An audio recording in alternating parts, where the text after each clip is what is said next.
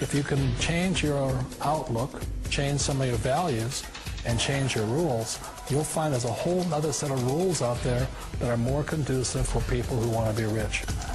The story of Rich Dad, Poor Dad is really a story of two different fathers with two different sets of values and completely different sets of advice.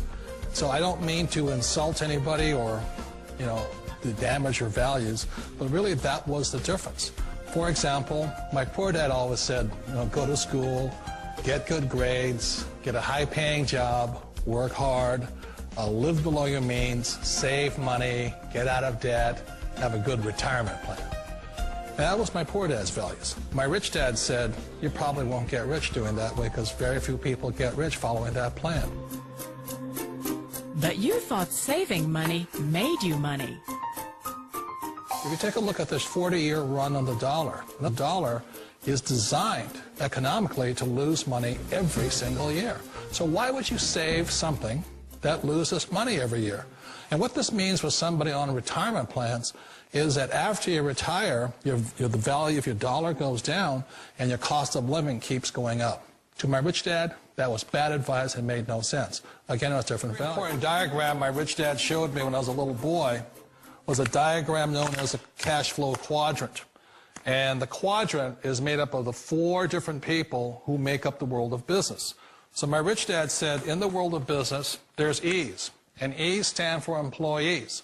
An employee, he says, you can always tell who they are by their core values. And what the employee, whether the president or the janitor of the company, will always say the same words.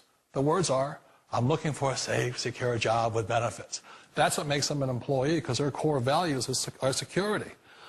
The other one of the 4 is the S, or the small business owner or the self-employed. And again, their core values will cause them to use the same words, which are, if you want it done right, do it by yourself.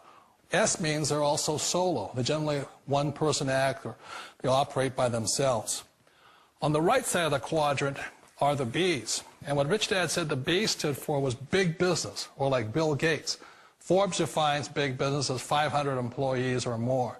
And their words are different. They say, I'm looking for a good system, a good network, and the smartest people I know to help run my business. So they're unlike the S. They don't want to run the company by themselves.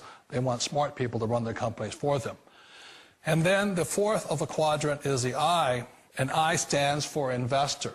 These are people who have money work hard for them. These people are people who have people work hard for them. And these are the people that work hard for the rich here. So early on in my life, it was my poor dad who always said to me, Robert, go to school and get a high-paying job. And so my poor dad's core value was to be an employee. He wanted job security, promotions, a steady paycheck, and all this. And so it was my rich dad who said to me, he says, Robert, if you really want to be rich, learn to build businesses. It made more sense to him to work hard to build a business, something you owned, and something you could pass on for generation to generation to your kids. Whereas my poor dad said work hard, but my rich dad said, why would you work hard for something you'll never own and you can get fired from right away? Again, that was the difference in values. So my rich dad suggested I learn how to be a business owner and learn how to be an investor. And that's one of the big differences. On this side of the quadrant, these people here work for security. They work for money also. On this side over here, their key value that they want is they want freedom. They don't want to have to work at a job anymore. They don't want to have to work for the rest of their lives. So the beauty of building a business and learning how to invest is very simply that this is passive income. You work hard for a few years, but possibly for the rest of your life, income keeps flowing to you. Of all the businesses out there, which type do you choose? One of the reasons I consider a direct selling business a perfect business is very simply because the company will work with you to get the business skills that make you rich. Always remember that it's not money that makes you rich, it's business skills. And that's why it's a perfect business. They'll take as long as you like to get the skills to make the money. And that's a lifetime skill thing. The other part about it is the low startup cost. Where else can you get in for under $500 and get these skills? For people who want to make the shift over to the B quadrant, which is what I would recommend for people, one of the beauties of a network marketing company is that you can do that for a very low price. And that's why I talk to people about considering network marketing.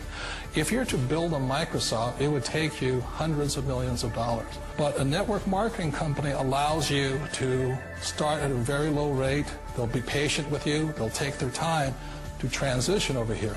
And the reason why that time is so important to most people is it takes time to change those values. And the most important thing is once you take the time, let's say it takes 1 year, 2 years, 5 years, whatever time it takes, once you see the value or the core values of this side and this side, you're unstoppable. Today, I would never go back and get a job.